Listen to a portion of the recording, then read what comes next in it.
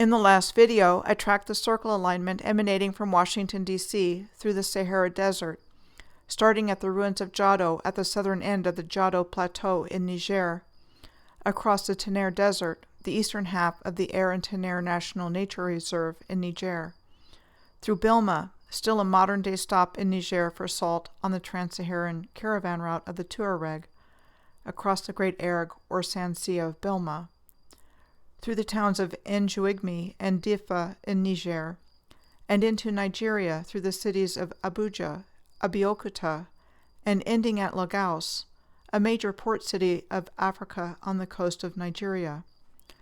My name is Michelle Gibson. I am picking up the alignment where it enters the Gulf of Guinea, the most northeastern part of the tropical Atlantic Ocean, between Cape Lopez in Gabon, north and west to Cape Palmas in Liberia. The intersection of the equator and prime meridian is in the Gulf of Guinea, otherwise known as 0 degrees longitude and 0 degrees latitude. Eyeballing on this map, after leaving the mainland at Lagos, Nigeria, the circle alignment tracks over this location on its way to Brazil across the Atlantic Ocean. The alignment enters the Gulf of Guinea through what is called the Bight of Benin, which extends eastward for 400 miles or 640 kilometers from Cape St. Paul to the Nun outlet of the Niger River. The Bight of Benin and the Republic of Benin were named after the Kingdom of Benin, which was a pre-colonial kingdom in southern Nigeria. It was old and highly developed. The Edo people were the original people of the Kingdom of Benin, which was founded in 1300. It was one of the major powers in West Africa until the late 19th century, when it was annexed by the British Empire in 1897. Compare the headgear of the Edo man on the top with the traditional Mongolian hat on the bottom. My take on this similarity is that there was a unified worldwide spiritual practice involving the reconnection of each human individual with Source through the crown chakra. The Republic of Benin was previously the Kingdom of Dahomey, which existed from about 1600 until it was annexed by the French colonial empire in 1894. This is Huida, or Ahuda in Portuguese, on the coast of what was Dahomey. It was said to have been built by the Portuguese in the 1720s. Infrastructure like this is falsely attributed all over the world, instead of giving credit to the actual builders, like the indigenous people who lived there instead of the colonizers. The Niger River, the principal river of West Africa, is the main river that empties into the Gulf of Guinea. The Niger River Delta, extending over 27,000 square miles, or 70,000 kilometers squared, separates the Bight of Benin from the Bight of Biafra, which in the present day is known as the Bight of Bani. It runs from the Niger Delta to Cape Lopez in Gabon. Biafra became a part of Nigeria after the Nigerian Civil War of 1967 to 1970.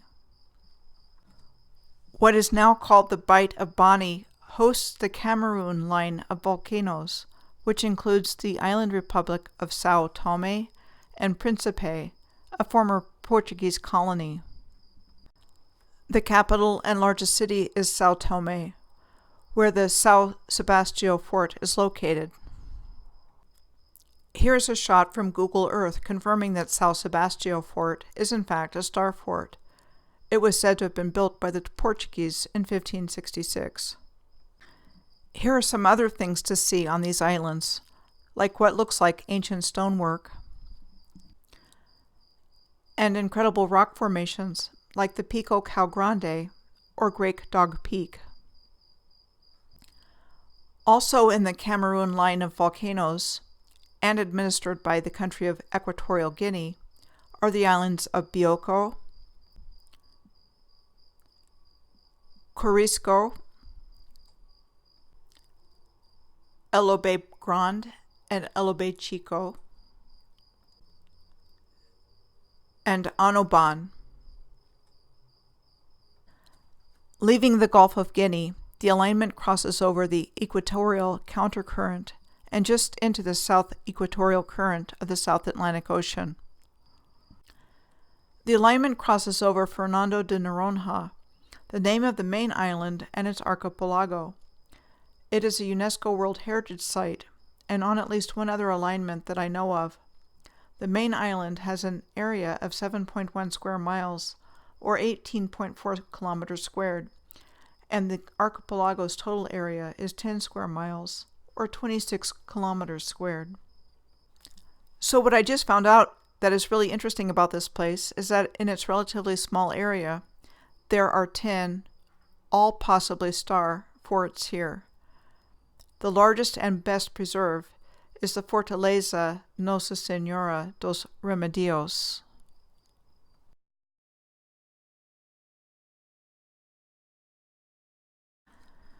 The Forte do São José do Morro was the only fort built on a secondary island. It still has imposing ruins.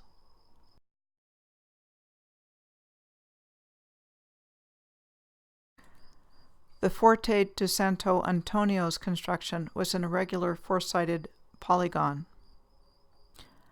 You can see the Morro de Pico framed nicely through this archway at the Forte de Santo Antonio. The Forte de Santana was situated over the old harbor in the Vila dos Remedios. The ruins of the Forte de Nossa Senhora dos Consequeiros are visible in the vegetation.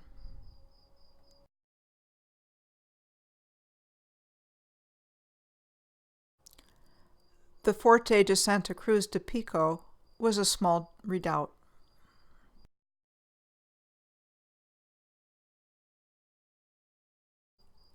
This is an old map of the Forte de São Pedro de Boldro.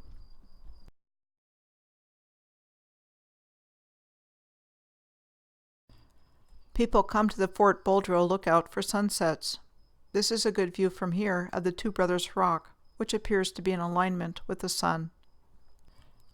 Then there was the Forte de São Batista dos Dois Irmãos.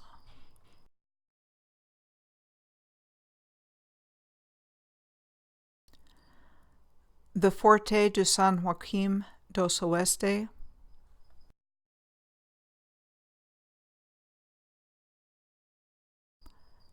And lastly, the Forte de Bom Jesus do Lau.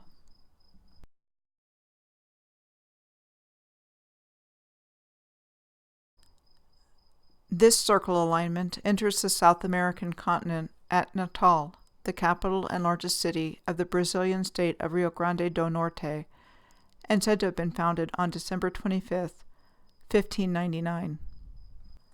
The Portuguese are said to have built the Forte dos Reis Magos, or the Fort of the Three Wise Men, as the first milestone of the city of Natal.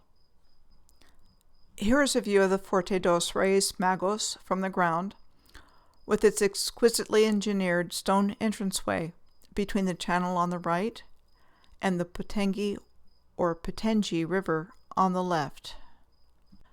Star forts like all of these shown here present a mystery because the same design and construction style is found around the world.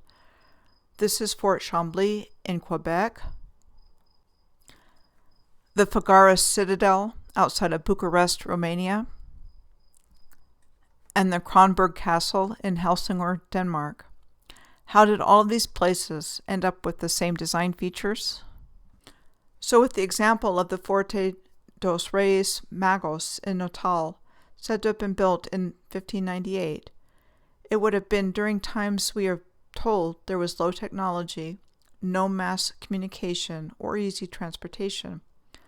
This was a caravel ship in which the Portuguese would have sailed during that same time period. And is this what we are talking about for ground transportation? I mean, what else are we taught that was available to them? I can't think of anything except for maybe a horse-drawn wagon or carriage. There's nothing in the historical record that we are taught that comes even close to explaining how this advanced masonry of similar design came into being around the world. What if these so-called forts served a very different purpose for the advanced ancient civilization like as energy generators, and not only repurposed for military use by the colonizers, but actually sought out by them for capture. The Palmanova star fort in Italy is on the left, compared with CERN on the right, for comparison of their similar look. The Natal Dune State Park is the second largest urban park in Brazil and is located in the heart of Natal.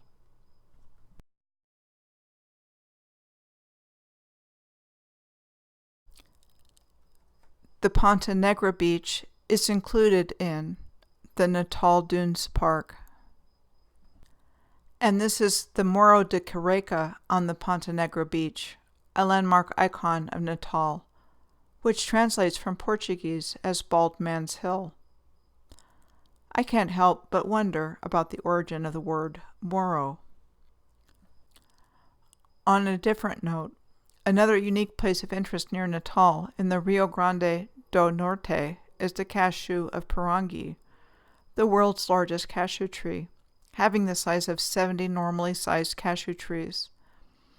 I have heard other researchers talk about the role of the planetary grid lines, or the Earth's ley lines, in enhancing agricultural output. In the case of the cashew of Pirangi, literal food for thought. I will be picking up the alignment in the next video in Eco, Brazil.